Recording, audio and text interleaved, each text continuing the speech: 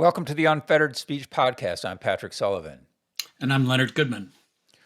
Well, Leonard, How's it going, Pat? it's going well. We've got a really exciting guest, great guest and a legend. So, Yeah, let's kick it off then. Our guest today is the renowned journalist Robert Scheer. He's been a steady voice on the left for more than 60 years and still going strong.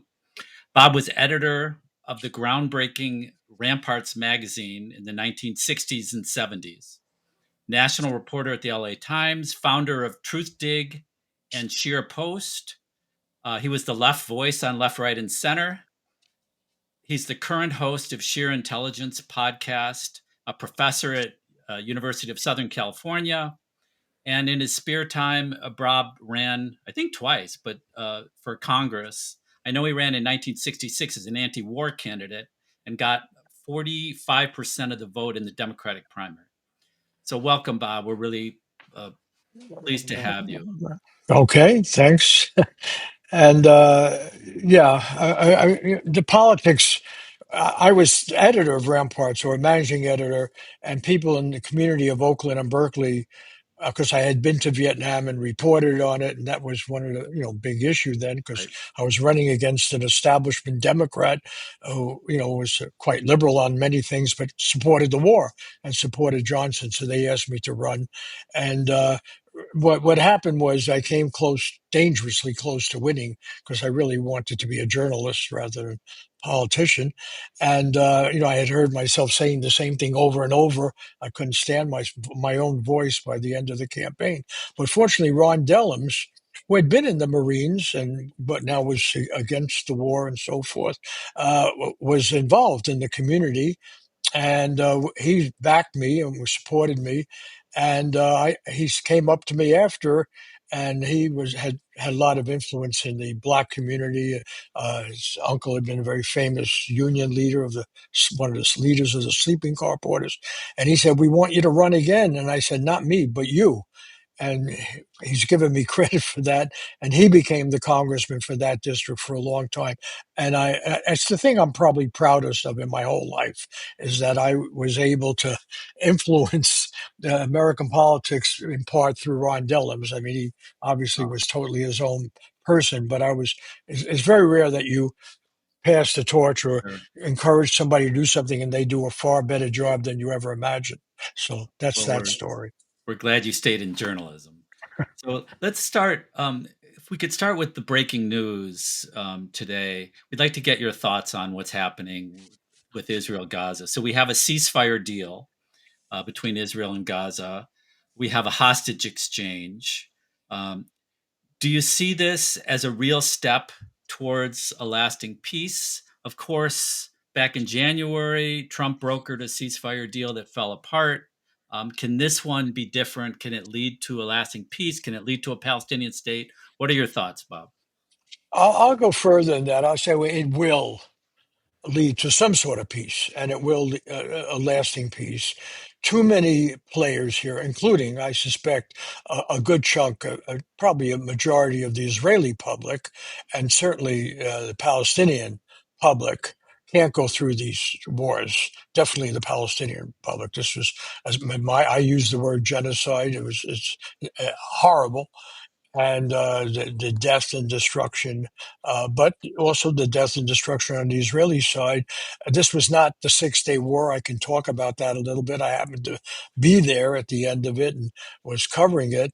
But that was, no one got killed on our side, and here we got this land and everything else. This is not it. And this was an ongoing daily nightmare for everybody concerned. And I'm not going to minimize that the greatest harm was done to the Palestinian inhabitants of the area, but it was spread across. And Trump, whatever his motives and so forth, is absolutely right on his victory tour here, praising peace. We forgot that message. People favor peace because you don't get killed and children don't get killed. And most of the people who get killed are innocent civilians. And, I've covered wars. I've seen the damage. I was in Vietnam. I was in a lot of places. I say I was even in Gaza back in 1967 at the end of that war. So I think the big message here is that war doesn't work for anybody.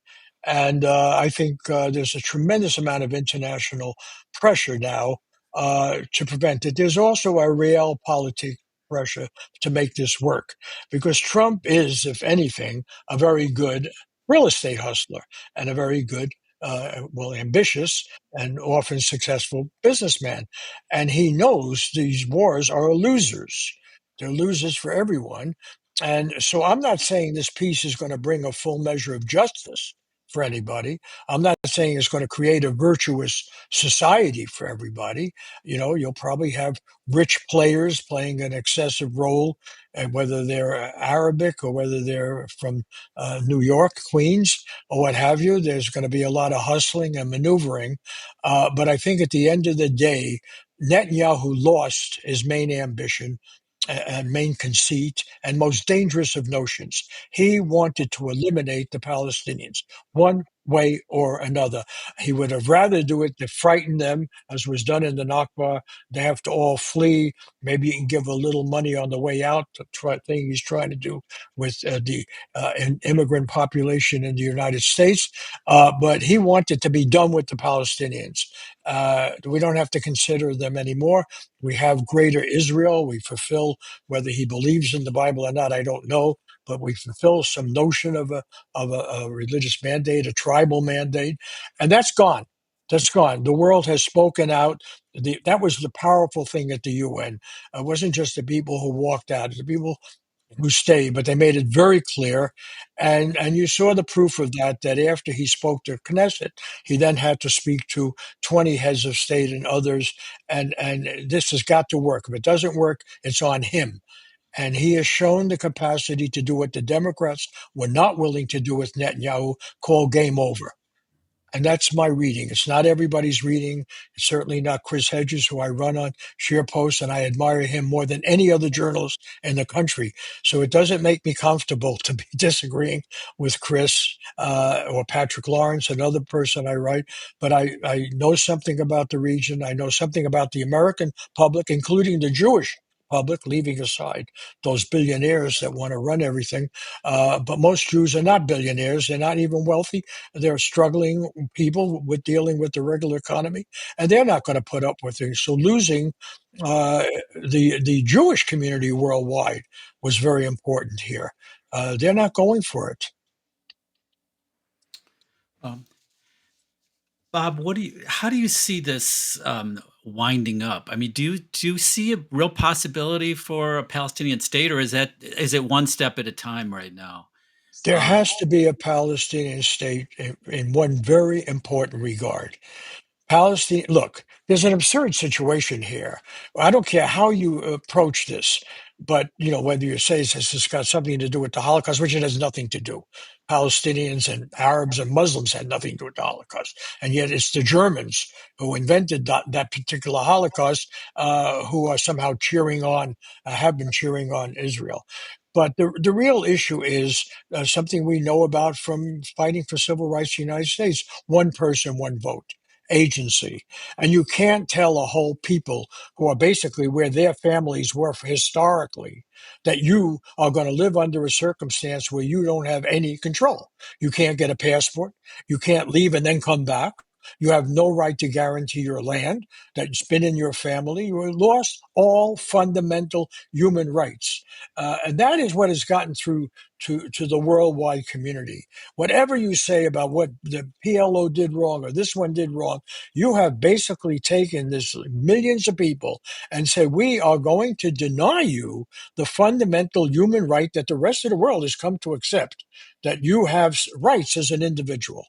And that's what Israel has been doing. It did it before the Six Day War, but because it had, but at least the non-Jewish population that was in Israel, up until the Six Day War, had some fundamental rights and certainly could vote. They couldn't be in the military and so forth. But once you occupy this land, and I was there at the time, I interviewed Moshe Dayan, I interviewed Elon, I interviewed a lot of prominent Israelis, the old Labor Party people. They all understood that, at least told me that. Whether they were lying to themselves is another issue.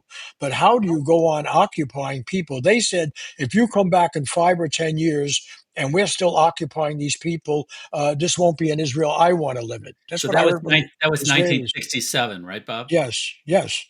And if you look at a movie called The Gatekeepers, which is about Shin Bet, the Israeli organization that administered the land, the people there who were mostly Labor Party people who had come out of that, and they all got disillusioned after a Jewish fanatic killed Rabin. Remember, it was not a Palestinian, and Rabin had pushed the peace process. In that movie, they all said, we knew this wasn't going to work. You cannot occupy a people this way. You become the thing we hate.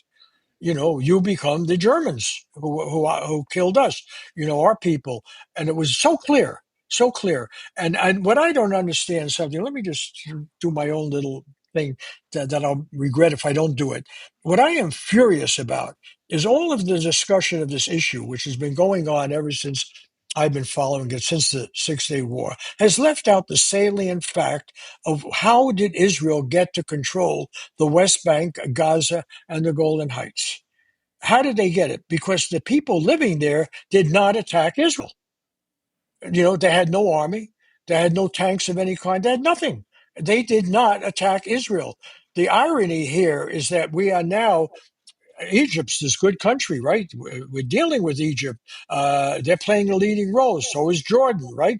They are the people who were occupying that area before the Six-Day War, not the Palestinians. The Palestinians were under their control, under their tight control. They were denying fundamental rights to the Palestinians, right? At the same time, affirming it, because there had been these UN agreements, there had been the mandate. Obviously, the Palestinians had a right to a state that had been agreed upon by everybody. The irony here, and I find it in daily conversations, I talk to really tenured full professors, and I say, well, how did Israel get to have Gaza? And it's because the Palestinians. No, the Palestinians had nothing to do with the Six-Day War. Egypt was controlling Gaza. This was punishment for Egypt. So what'd you do? After the war, you turn around and make a deal with Egypt. The same thing with Jordan. Jordan controlled the West Bank. They were not the Palestinians. So Jordan had to give up the West Bank, but you made peace with Jordan. And the irony here is the people who end up losing are the people who have been farming that land, been living there for thousands of years, and somehow they're held accountable for, by the way, what was a preventive war. Israel was not attacked. Israel was the same thing we did in the Iraq War. Israel invented an excuse for going to war, and they knew the Egyptian army. They had so many spies. They knew the Egyptian army was a paper tiger. They knew they were able to bomb. I was at the airport where they had bombed. They were able to bomb the real planes and not the dummy planes. They knew exactly how weak Egypt was, how weak Jordan was. They knew this was going to be a quick escapade, and they grabbed this territory.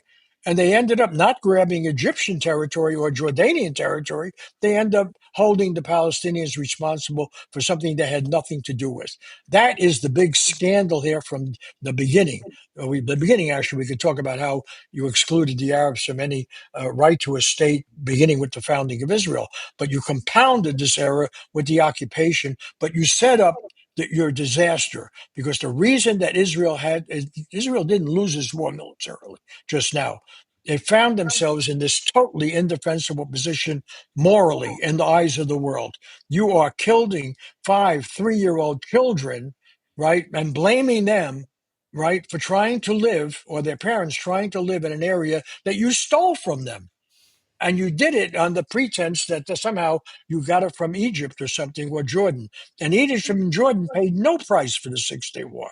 None at all. And the U.S. had brokered that, so did England, and there it is. So let's turn to the impact at home, Bob. When this conflict started, suddenly we started seeing speech codes, especially on college campuses around the United States, You're on a college campus. How has that affected the environment there? And do you think it's going to change now that maybe there's peace breaking out in that conflict? Are we going to see a rescission of the speech codes that have occurred everywhere? No, well, first of all, I don't believe the American people want fascism. And if they do want it, it's not going to be at this time when, for most people, life is pretty good. I saw a poll just hours ago that 58% think Trump has overreached. Is scary in that respect. We're not Germany between World War I and World War II when fascism came. People have a lot to lose in this country. They don't like the turmoil and so forth. This is true on the campuses as well. And the fact is, the demonstrations on the campus were an authentic expression of the best thing about America, because we don't have a draft now, which explained a lot of the Vietnam protests. These are people not going to be drafted to go fight in that war or so forth. They just were outraged at the injustice of the whole thing. That doesn't mean they were insensitive to the crime of the first attack on Israeli people and living in a kibbutz and so forth. But the overreach, the deliberate, cynical overreach of the response and holding every single civilian living in that area, even when they're three or four, is unconscionable. And it was obvious to the world. It was most obvious on these campuses because that's why you're on a campus. You're examining things. They weren't brainwashed. They were discouraged from protesting. I think it's the healthiest sign we've seen in this generation, in this population. And the irony now, this is something I'm speaking now. My mother lost her whole family in Lithuania. I went to Lithuania after the war. Okay. I know something about that and everything. I think this is the slander against the Jewish people to make the coming of fascism to America, which is what is being threatened now. The spear tip of that challenge is anti Semitism. They're going to stop anti-Semitism. They're creating more anti-Semitism by identifying Jewish people somehow with this tyranny they're trying to impose on America. I can't think of a worse charged slander against the Jewish people to suggest that we want to turn America into a fascist country. Our whole lives have been dependent upon, preventing a fascism. We know we'll be victims. We know we'll be picked on. And what happened is a lot of Jewish people spoke up. Young Jewish people in particular. And if you read Haaretz, which I think is a very important Israeli paper, small but very historically very important, they make this point over and over that Israel has lost the Jewish community throughout the world, particularly the younger Jewish community. Why? Because it's a moral community. And but take the teaching, for God's sake, they've tried to turn this into some kind of tribal nonsense with being Jewish. The whole point of being Jewish is to question, to think.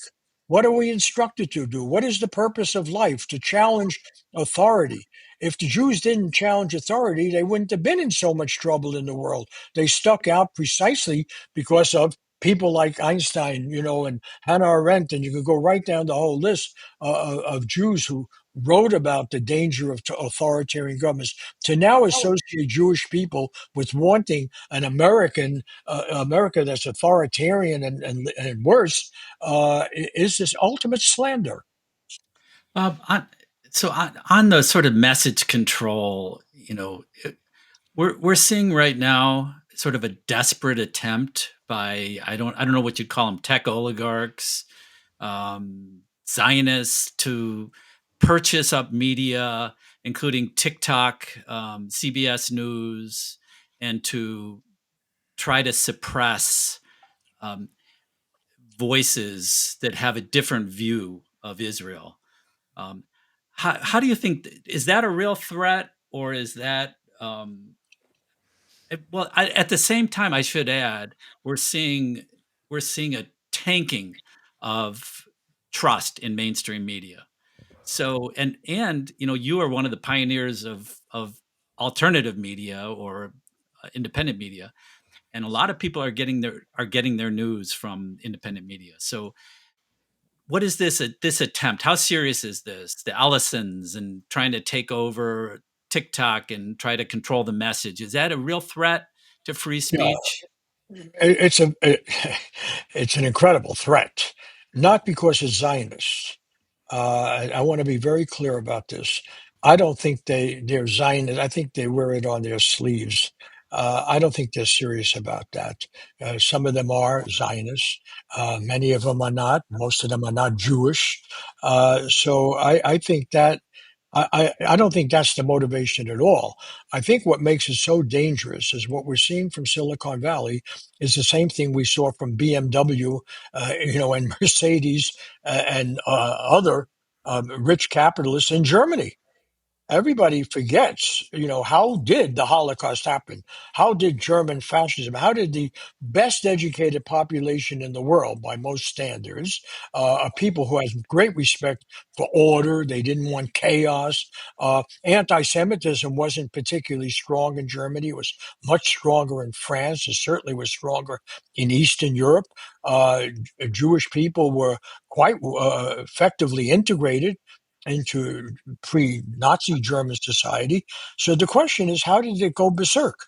And it wasn't that it was that the powerful interests when they saw that Hitler had a mass base, there was such discontent over the economy and so forth, they lined up behind Hitler. Okay, and it wasn't, they weren't Zionists. They were, they were big and prosperous industrialists who knew better. Who knew better? They held their nose and they did it, and that's where you got the Holocaust. And so I don't think these people are should be identified as Jewish or Zionist. I don't believe they are serious about being Jewish or caring about. If Zionism means you care to have a homeland that's safe for Jewish people, my goodness, they're sponsoring policies that are making the whole world unsafe for Jewish people. You can't have Jewish soccer players travel. There's Jewish symphony can't travel.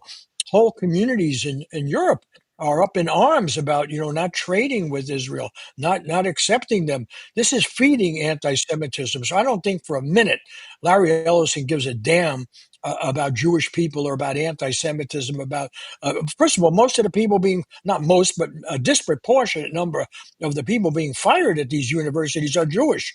That's what happened in Berkeley just recently, whose names were turned over to the government. This happened in Columbia. I know I'm on the campus where I teach. I don't have a single Jewish colleague who thinks this is a good thing to do.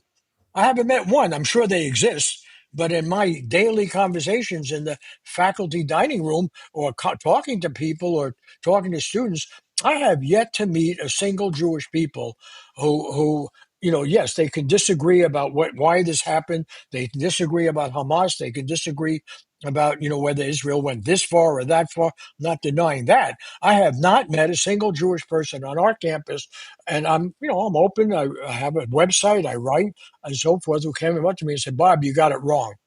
I haven't heard that. Now, I'm sure they exist, but it's not in our lunchtime conversation at all. And right now, they're terribly worried. If you want to talk about the campuses and academic freedom, why is academic freedom threatened like it's never been in American history? It's being threatened in the name of stopping anti Semitism. This is a slander against the Jewish people, an absolute slander.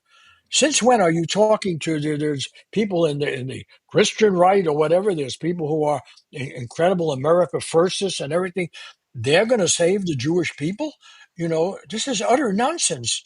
And I can assure you, if we have camps here, if we're rounded up, you're going to have a disproportionate number of Jewish people that are rounded up in the name of stopping anti-Semitism. That I can assure you of. So I So don't believe those. I don't believe those guys for a minute. For a minute, I don't think they care at all about it. If they did, they would not be putting Jewish people in such harm, including obviously the Jewish people who want to live in the Middle East.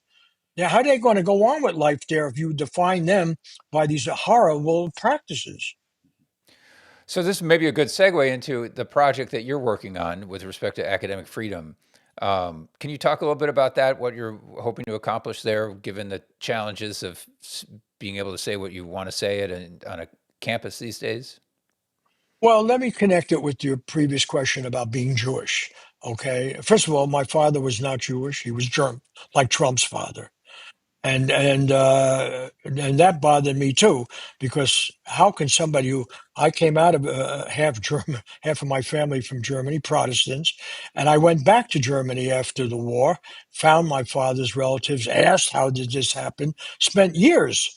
Had a book published in Germany and so forth, trying to understand how did these relatives of mine, my uncle, who I liked very much personally, but he was wounded at Stalingrad, he was drafted into the German army.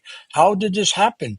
And it all happened with the exploitation of economic issues and unrest. The mark couldn't buy money. I couldn't feed the family. These were basically farmers. And so I spent a lot of my life trying to figure out how did this disaster happen, and it brought it back to a personal level. And the interesting thing that I found is that the main attack, a bulwark against the rise of fascism, was from Jewish intellectuals uniting with other intellectuals, including in Germany, die Gedanken sind frei. After all, there had been movements in Germany for free thought, free expression, German philosophy, and so forth. And there were famous German writers. Heinrich Heine's family started as Jewish. Hannah Arendt, for example, one of the leftists who came here after the war that then were attacked by Joe McCarthy were Jewish intellectuals from Germany.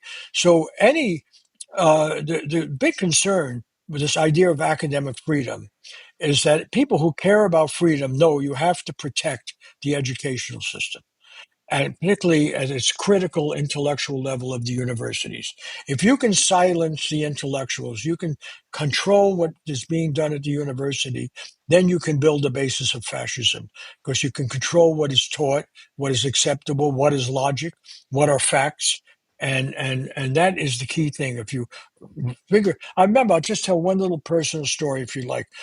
When I came back after covering the 6 Day War, there was actually a meeting at the 92nd Street Y, Young Men's Hebrew Association in New York. I think it was the 92nd Street, yeah, Y. And there was a panel discussion. I was invited to be on it because I was from Ramparts and I'd just been in that region. And I was attacked by people who later became neoconservatives and so forth, because I was saying, you can't occupy these lands. You got to give it back, and you have to work for a Palestinian solution. I said it at that time, and I wrote this in Ramparts when I came back. I said it's not going to work otherwise. And there was very strong criticism by quite a few people. And then somebody came up to me after I didn't recognize her, and she said, I just want to tell you what you are saying is really important to say. You will be criticized, but you must keep saying it. And that person was Hannah Arendt. And if anybody really cares at all about figuring out how countries go fascist, including where anti-Semitism comes from, they should read her Eichmann report and how this very reasonable, scientifically trained, logical person became this monster, or how German society became a monster society. And it was the banality of evil. That's what we're seeing now, the banality of evil. It's still evil, but it's banality. It's stupid. It makes no sense. It doesn't answer any problems, other than your need for hate and a scapegoat. And that's what we're seeing. And then you try to make logic of it. You try to parse it. You try to disagree. No, it's evil, and it's being done for all the reasons that evil is done. It's selfish. It's destructive. It's anti-thought. It's anti-human. And yet we indulge it. Why? Because they have power. All right. That gets to the academic freedom thing. What you're seeing now, and it's ironic because these people claim to be conservatives in the Republican Party.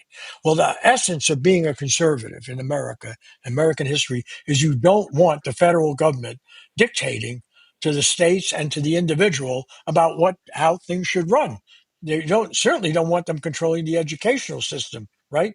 And I favored the civil rights movement. I feel there are times when the federal government has to assert the meaning of our Constitution and bring it in. Yes, I thought Eisenhower was right to send troops to Little Rock, but to send troops to American cities now to prevent people from protesting or speaking or addressing their own problems, that's a violation of the whole idea of a conservative. And, suddenly they're not concerned about big government. All these years we've been hearing about big government when it gives money to poor people or when it supports equality or education or try to make a better society. Now they love big government. And they want big government to push around people, invade these cities like Chicago, where you are, and destroy the ability to make decisions on the local level that conform to their situation and needs on a local level. That's the whole idea of conservative politics. They're betraying it every single hour, including now the shutdown of the federal government. They like that, because that they'll get even more of their agenda through the federal government. That's what the shutdown was about. They wanted to put even more to keep. If you want to keep the government, you got to give us more concessions and destroy more freedom. So, it's a long-winded answer to why academic freedom is important, why freedom is important, but that we have to give that lecture to people who call themselves libertarians, these Silicon Valley hypocrites. They've been telling us they believe in the free market, right? They're afraid of big government. No, they love big government. The internet came out of big government. It was a Defense Department project originally. Palantir, had its only client for 3 years was the CIA, which had invested in Palantir through InQtel. I wrote a book about this. They know everything about you. So Silicon Valley has fed off the tit of American big government from the beginning.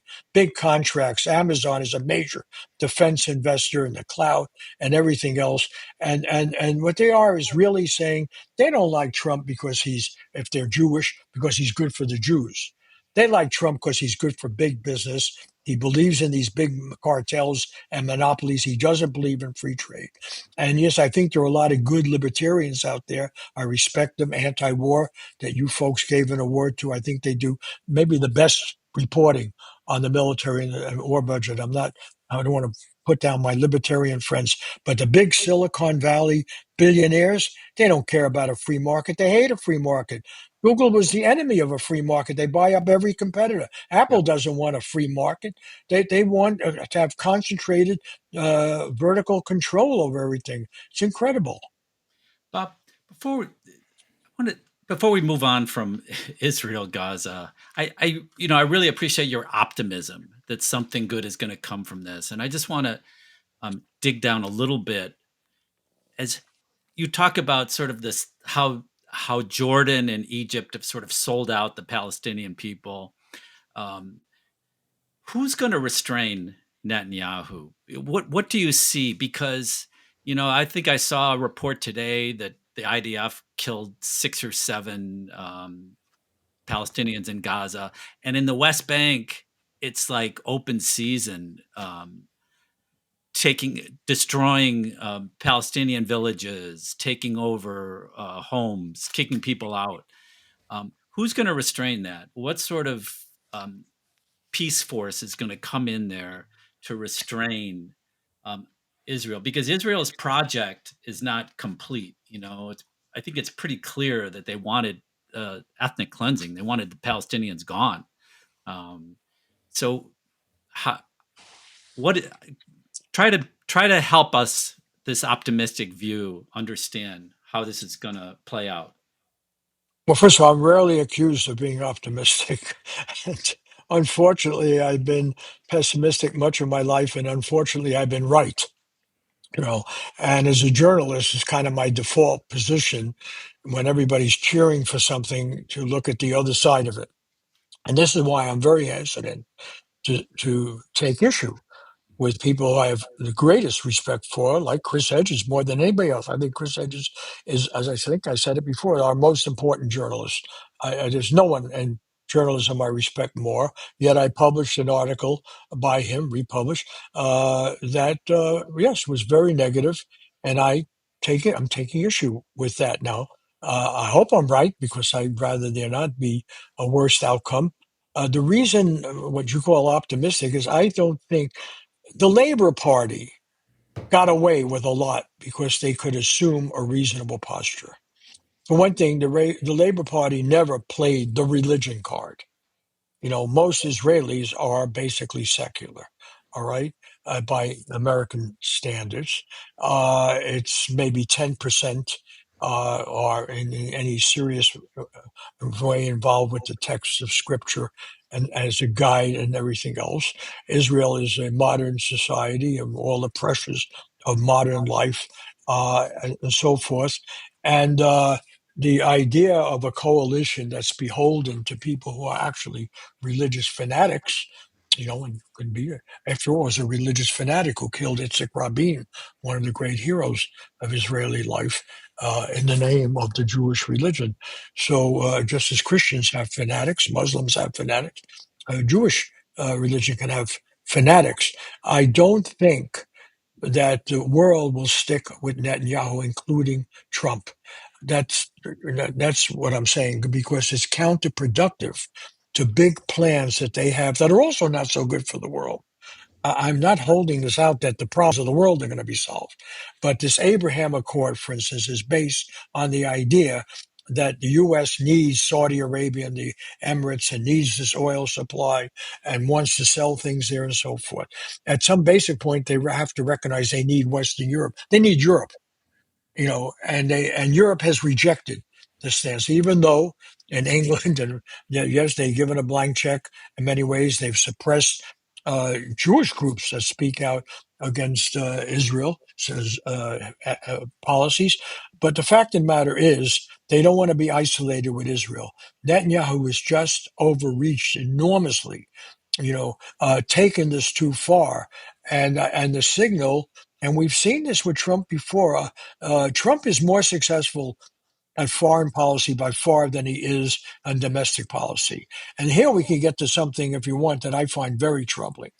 In that I think his vision for an authoritarian American is going over authoritarian America, and it's scary because if he can get some concessions because of trade, if he can get some foreign investment, if he can play this jingoistic card of blaming everything on immigrants, divide and conquer, and if the Democrats remain so inept, and one thing they're not only inept about, they're complicit on, is the killing of Palestinians. After all, they were there when this whole thing started, and they could have demanded caution and a measured response. They didn't. So right now, we have this situation that is now here. Let me put on my pessimistic hat. I can see Trump emerging as a big winner internationally because he recognizes the world does not want these wars, and world capitalism doesn't want these wars. World capitalism is multinational. What Trump brings to the table, by the way, is something the Democrats have resisted. He knows it's a multipolar world. He knows we have to get along with these other big players. It's not going back to post World War II world where we had the only economy that works. It matters what Brazil wants to do, and or they right now there may be an election in Argentina in which it moves left. Trump now may have to cut off aid that he's just extended to his Trump-like counterpart there. But the reality is the reason I am optimistic, and let me temper that, by the way, by saying I don't mean there's going to be a great life for the people living in the West Bank and Gaza. That remains very much in question because, as you point out, these Arab governments are not so enlightened, and they are not interested in full agency for the Palestinian people. And they may build projects in the West Bank that are exploitive of the people living there and in Gaza. They may turn it into one big casino, for example, taking Trump's fantasy. I'm not saying I'm not positive in the sense that this is going to be great for the Palestinian people. What I do expect is there's going to be a lessening of the killing and the violence and a recognition that there is a Palestinian people. One thing that has happened here that was being denied, and is still, of course, being denied by Netanyahu, what Palestinian people. But the fact of the matter is the world recognizes now there is a Palestinian people. That's the significance of that recognition at the UN. I don't think that should be underestimated. So you can't turn back the clock. This has happened. And right now, with clearing up Gaza, you're going to come across more and more bodies, and a number of them are going to be under six, okay? And how do you accuse them of being terrorists? And so evidence is going to come up. Just right now on AP, you can see the photos of what Gaza looks like. is one of the great war crimes of human history. No one could deny it. It's worse, really, than the bombing of German cities and so forth. It's so complete, and so I wasn't using the word optimistic. I think I'm being realistic. I don't think you can turn this back. I think what Netanyahu did is a shame for the Jewish people that most Jews will spend the rest of their life denouncing. That's my prediction, including Israeli Jews, that they will know enough is enough. Enough is enough. You don't have to debate this one. How we ever got associated with this is, the great crime committed in our name. It's just terrible, and the burden of being a victim, okay, but at least it had a moral core to it. We didn't deserve to be victims, but to now make us the victimizer on this scale, and yes, in a time of the internet where the whole world can watch it and see it much more than with television, and you can't control the narrative. They can try all they want. Let me go back to your original question about their controlling the media. In addition to being a counter journalism, I did spend 29 years at the Los Angeles Times, which in its day was the major media this side of Chicago, and so I have some experience with that. The difference is that in the old days, the mass media had to be responsive to the audience, because that's why I was hired, because they wanted to reach. I was younger then, and they wanted to reach a younger audience that was influenced by the '60s and so forth. But you had to be responsive to it. What the media that they're buying, the legend media that they're buying, doesn't have an internal power. They can do whatever they want to it because they own it, and they could buy it cheaply, as Bezos did with the Washington Post. So they get the name brand, but they don't get the audience anymore. These papers, these organizations are a shadow of their former self. And if they keep playing politics with it, for instance, Bezos has had to pull back a little bit with the Washington Post, because if he just turns it into his vehicle, even in its minimized form now, it becomes non existent. So they bought something that really has no value. That will be true of CBS as well. We're talking with the great Bob Scheer. If you made it this far, be sure to like and subscribe. Bob, getting out of Gaza now and into sort of your career a little bit. Leonard introduced you as a voice on the left, and the left has changed so much since you started in things. And the left used to be synonymous with anti-war. I see you now as an anti-war voice. If you look back at your career, so much of what you did was proselytizing for the anti-war position that made you a leftist. Maybe back in those days, maybe now you have more allies that aren't on the left, and less on the left. And I'm not sure those labels even matter anymore. But coming to this country, you've spent a lot of time in the information space, getting the message out and getting sort of alternative messages out to people. And whether that's through Sheer Post or through even in your time at Ramparts or the Los Angeles Times. What do you see the challenges here in America now for someone like you? You're still active, you're teaching. What would you like to see happen in this country? Well, first of all, let me examine the label. I didn't start out to be on the left. I was born in the middle of the Depression, 1936. My father lost his job. He was a knitter mechanic, running big knitting machines, and didn't get it back for another 6 years or 5 years. And so I was born into a situation of fairly extreme poverty. My parents weren't married, a lot of burdens of that kind. So my mother's income basically supported myself and her. My father had another family, so I had experience with America before the streets were paved with gold, at a time of serious trouble economically. And to the degree that I was on the left, it was because I preferred Franklin Delano Roosevelt, which to this day, all of the contradictions that have come out about Roosevelt, and including the internment of the Japanese and not entering the war earlier and so forth, but he remains my big political hero. I can't shake that. If I have to point to someone. Ironically, probably my second big hero, though, from when growing up, was Dwight Eisenhower. I thought Dwight Eisenhower was the first one to really challenge the Cold War. He brought Khrushchev to the United States. Eisenhower did not want to drop the atomic bomb. He thought that was terrible and not needed in any military sense. Eisenhower, partially thanks to his college president brother, uh, who's head of the University of Pennsylvania, warned us about the military-industrial complex and the attacks on academic freedom, which are now primarily coming from the military-industrial complex. What Trump is talking about punishing these schools with is basically cutting off military spending to these schools. Nobody brings that up. When you tell Columbia or Harvard, we're going to cut all this money, if you look at where that money is, it's not going to sociology. It's not going to woke programs that they're all attacking. It's not going to social justice programs.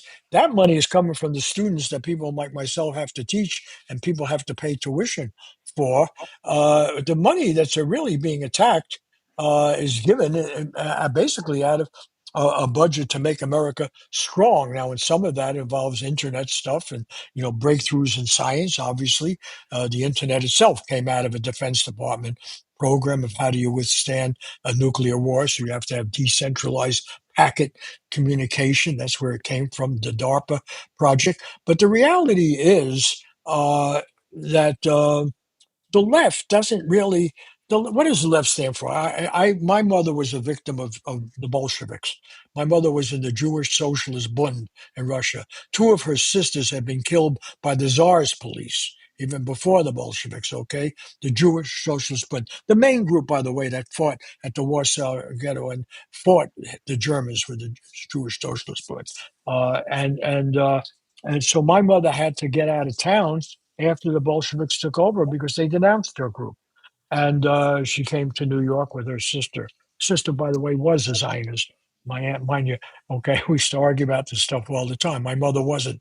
But the fact of the matter is, they came to America thinking they would be safer and it would be free, but they hit the ground running. They were union organizing. They were garment workers. They were very much like the Latino people being persecuted right now by Trump.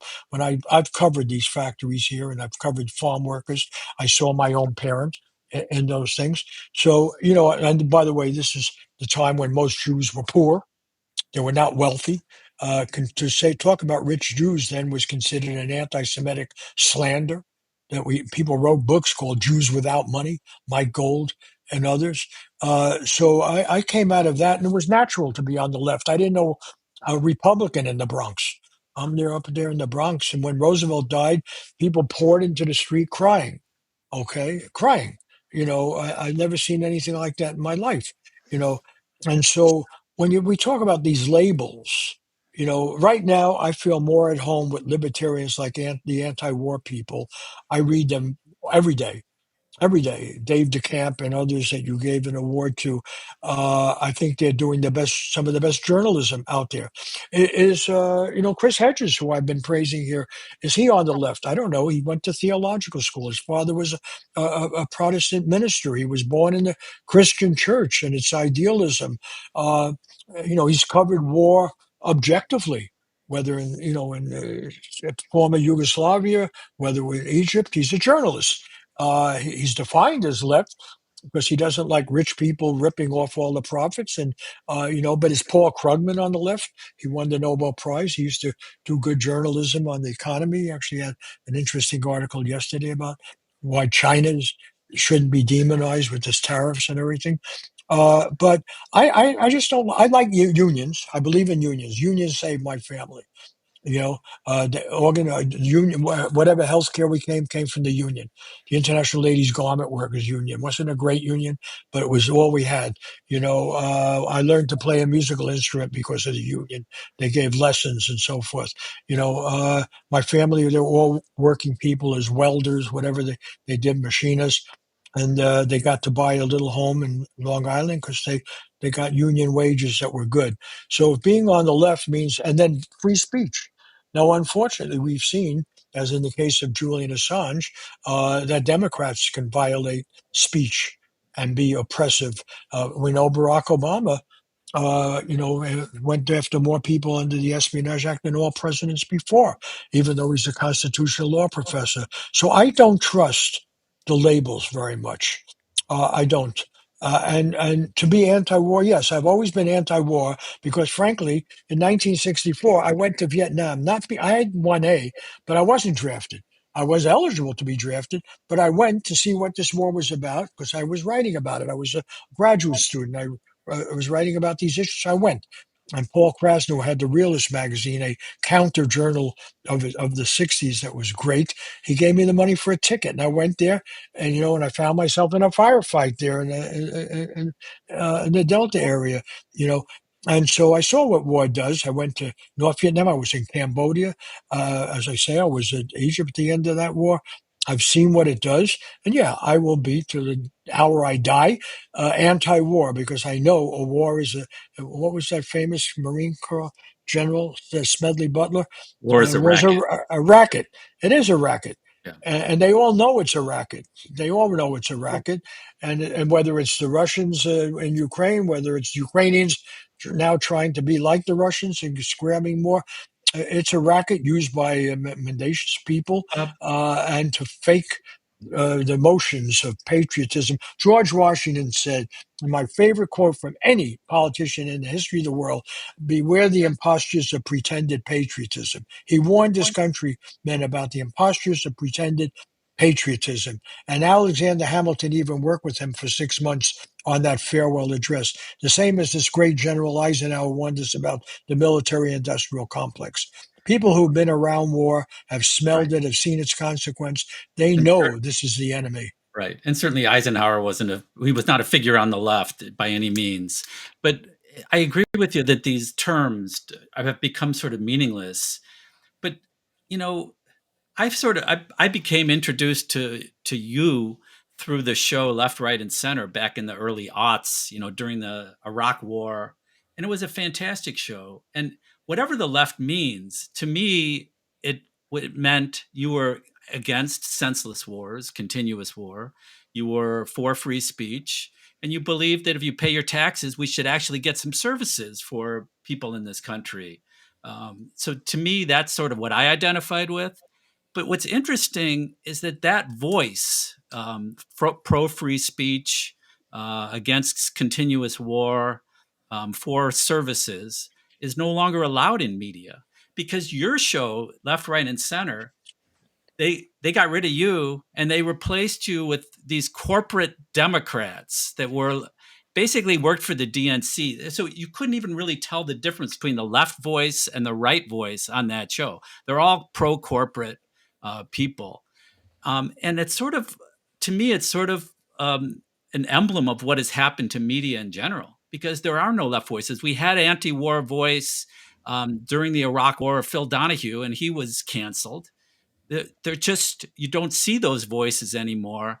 And even NPR, the show that hosted Left, Right, and Center, no longer seems to allow those voices like yours on. Um, could you talk a little bit maybe about NPR? What's happened to what we used to think of as sort of left of center media in this country? Um, it's Yeah, all become boring and let me just say, by the way, I didn't pick the title for the show. I think the title itself was a cop out. We'll have a left, we'll have a right, we'll have a center. Therefore, we have a spectrum. Therefore, we can put this lefty Scheer on because he's popular here around Santa Monica, Los Angeles. I had a column in the LA Times. When the LA Times fired me, I've been fired by some of the best places, and I take it as a badge of honor. I hope I don't well, get you had a fired good now. run at the LA Times also. I had a good run at NPR. I was there Right. for 2 decades. One way, my podcast only got canceled when Trump came into office, Oh, and it was part of, I guess, their cover. Let's get rid of any leftists. I had the podcast. I wasn't on broadcast time, but I had the yeah. podcast, Yeah, and you then were. I got pushed out. So I was the first casualty, maybe, of the Trump era because NPR's, but it didn't help them. They're getting smashed all over the place. But I want to take your question very seriously because I am not afraid of the label left. If by left means, I mentioned Ron Dellums, for instance, one of my heroes. If by the left you means you be that kind of congressman, that's what I was trying to be. I would have worked with people. I don't think I was demanding, we move to socialism right away or something. But my slogan was end poverty, end the war in Vietnam, end poverty in Oakland. Well, unfortunately, it took too long to end the war in Vietnam, and we've never ended poverty in Oakland, but the connection was there. You cannot fight these wars and still have the resources to deal with the poverty in Oakland. If that's the left, fine. And some of my supporters were the Longshoremen's Union and others who were good leftists who really believed in all that. There are other people on the left who are totalitarians. I'm not a totalitarian. I've always been a total free speech advocate. Okay, always. I know you give up free speech, and people like myself will be the first that get smashed. Let me say, by the way, I haven't looked at my Wikipedia page lately, but in my Wikipedia page, there's an odd little thing there where I am identified. I think it was put in by some people as an attack, as a supporter of of Rand Paul when he was running Ron for Paul? Senate. Oh, Rand His Paul. Okay. son, Senator Rand Paul. Yeah. And it's true. I wrote a column supporting him, because I said his opponent didn't stand for anything very good. And I said Rand Paul is a principled, as was his father. I had some disagreements with Ron Paul on some issues, including relating to segregation, racial issues. But with Rand Paul, I said, this guy, he really believes in a free market, which means you can't have monopolies. He's consistent supporter of individual freedom. And I wrote a column supporting him, but then again, I also wrote an article for the LA Times on Richard Nixon, 10 years after he was in office, a revisionist history. I said, I think Richard Nixon was a war criminal in what he did in Vietnam, no more so than Lyndon Johnson. I witnessed it. I witnessed the bombing. I saw it all, so I didn't hold back my punches. But on the other hand, I think a lot of stuff would be considered moderate compared to even some of the stuff the Democrats were doing. I wrote this long column. They gave me the space. I had quite a bit of freedom. No one liked it. My mother looked up and said, "He needs you," and she denounced me. My friends didn't like it. The only person in the country who wrote to me and liked the column was Richard Nixon. And I couldn't believe it because I gave him credit for the opening to China. He met with Mao. He Sure. ended the Cold War. So, I just was doing what a scholar should do or a journalist should do. I did spend 4 years in graduate school, so I got this letter from me, invited me to come to New York, and I went. It was the most awkward beginning of a conversation I've ever had. He certainly, most of the people I've interviewed even before being able to Google, knew who I was. They had aides and assistants. I got along very well with Ronald Reagan, for instance. I interviewed him before he was governor of California, before he was president. He gave me more time when he was running for president than he did anyone else. He made a joke about it, actually. I got along, I got along with Clinton. Did a number of these people. The first President Bush, I didn't get along with so well, and so forth. Yeah, there's my theory. You found it. Who's afraid of Rand Paul? So anyway, God, thank you for showing that. But I talked to Nixon, and Reagan was in, and he and I had the same concern. Didn't play out. Reagan actually, at the end, ended up being pretty good because he welcomed Gorbachev. He was for getting rid of nuclear weapons. This is what I mean by the labels.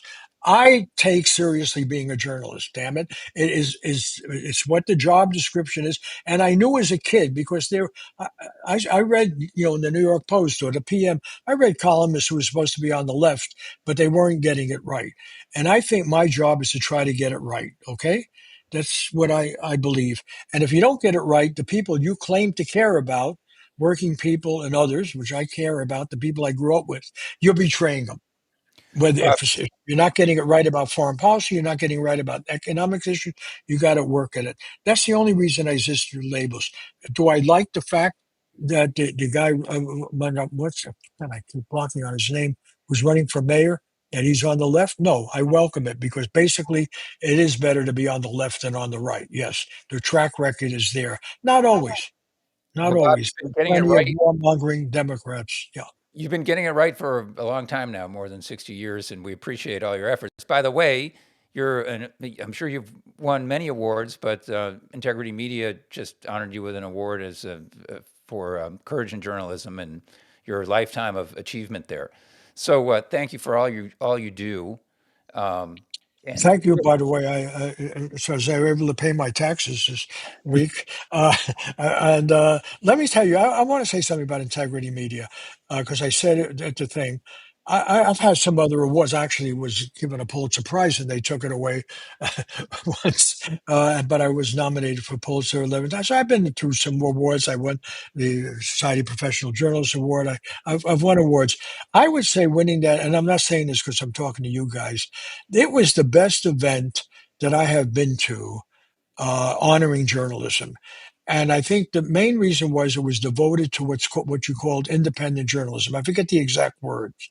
What is the award for that you give? I think it's excellence in journalism. Um, Yeah, I have it over there. Actually, you want me to go get my prize, and No, it's all right. I It's all right. shouldn't get up. Yeah, You can add I think you're right. It was independent journalism and what I courage. love. Courage. Yeah, Yeah, but I what I loved about it was the people you brought. I was blown away. You had your local person from the Chicago Defender, right? Who decades of doing the journalism, Crusader. The Crusader. Crusader, Yeah, yeah, and which I knew. I know the publication. I knew the history. You had Matt Taibbi, that I don't always agree with, but I think he's certainly fiercely important, independent journalist. And you had anti-war. I'm trying. Help me here. What else did you? Huh? we had Scott Horton from Anti-War. Oh, yeah. But what other ones you had? You had We had electronic Electronic infiltrata. Intifada, and of right. course Julian Assange. Oh, Julian Assange. Yes. And by the way, Julian Assange, really, for a press reward. The New York Times, all these major papers actually finally took a position saying if you go after prosecute Julian Assange, you have to come after us because what he did was as a publisher, as a journalist. Most of the media forgot that. Even Right. they forgot that after writing that thing. So I was very impressed that you honored Julian Assange. In fact, you had his brother there Yeah, speaking, and and Jimmy Dore. Jimmy yes, and Dore as Jimmy well. Dore, who's very feisty. So what I want to say though, and I'm not doing this, first of all, you won't give me another award. You only do this once in a lifetime, so that's okay. And I'll probably write something you don't like. That's it. This also comes with the territory. Of course. You can't always suck up to people. But the fact of the matter is, it was a wonderful evening. First of all, it was a reminder that a big city like Chicago matters. And that, in fact, I was blown away. I was only there for a few days, but how vital Chicago seemed, and the downtown area where we're terrible here. I live in downtown LA. It's been abandoned, and the Democrats deserve a lot of blame for that. But I love the award recognizing basically the old media is dead. Now there may be some very good journal, but we get publications I've been connected. By the way, we won a Truth Dig while I was the editor. We won the Webby. I Right. think it was 6 times or 5 times. I don't know. That's the big thing on the right. We won it, and we win awards at the L.A. Press Club all the time. We won the Scheer Post has won awards. But generally, PR people are very active there. It's the old media. It's biased to the old media. What I like about Integrity Media's award, it recognizes that the vitality is now with independent media Right. in all forms, podcasting, electronic, and so forth. I do want to say one final thing since you mentioned left, right, and center and labels. One of the great experiences of that was Ariana Huffington started out as the right, and I was the left. And then we had the center. Matt Miller was the center, Right. and the moderator. And we had Tony Blankley, then became the right. I had a lot of respect for the late Tony Blankley. A very principled, decent guy. Very great respect. So I was and Ariana Huffington, I thought was just great. And at the time, her husband had been a Republican congressman. I didn't agree with everything he said, but I felt Ariana Huffington from the first second I encountered her on that show was an independent intellectual in the best sense of that term. She cared about ordinary people. And in fact, she shifted in her politics, as she herself has said, when she realized that the Republican Party was not serious about the free market being an agency of justice and that it has to be balanced and it has to be kept free. It can't be the plaything of cartels. And to her great credit, Ariana Huffington then changed with the Huffington Post. She changed her politics. And she didn't become some apologist for the Democratic Party, which is a loser, but she became concerned about how do these policies pay out for ordinary people? Do they suffer, not just the rich people that can game the system? And so, even on my experience, and I was more at odds sometimes with the center than I was with the people who were called the right on that show, because they were not racist, they were not mean spirited. Tony Blankley and Ariana Huffington, they cared. They just were wrong. And I mean, they were wrong. And when Ariana Huffington, I can't speak for her, but she has said this publicly, when she saw that these were rich people just gaming the system and didn't really care about the fairness of the free market that Adam Smith had written about Right. in Wealth of Nation, then she changed her position. And that's what I think of the anti-war crowd that you also honored. I think I think the libertarians are limited in that they think it's the solution is going to come under capitalism. And I think capitalism, just like state socialism, is doomed because it doesn't have the restraining, contradictory forces that you need. That's why I'm not an ideologue in that sense. I don't believe, and I meant what I said before, I don't believe in apologizing for anything. I think every revolution is betrayed. I think I.F. Stone, my real role model in journalism, every government lies. I don't care what they call themselves, and you have some great practitioners. Studs Terkel, and I used to do his show all the time on the radio, and he was on FM when FM was small. That's why they gave him time. And I would be on that show. My father-in-law, ex-Sicilian, there was listening to him in Oregon. He called me up. Hey, I just heard you 4 a.m. on Studs Terkel.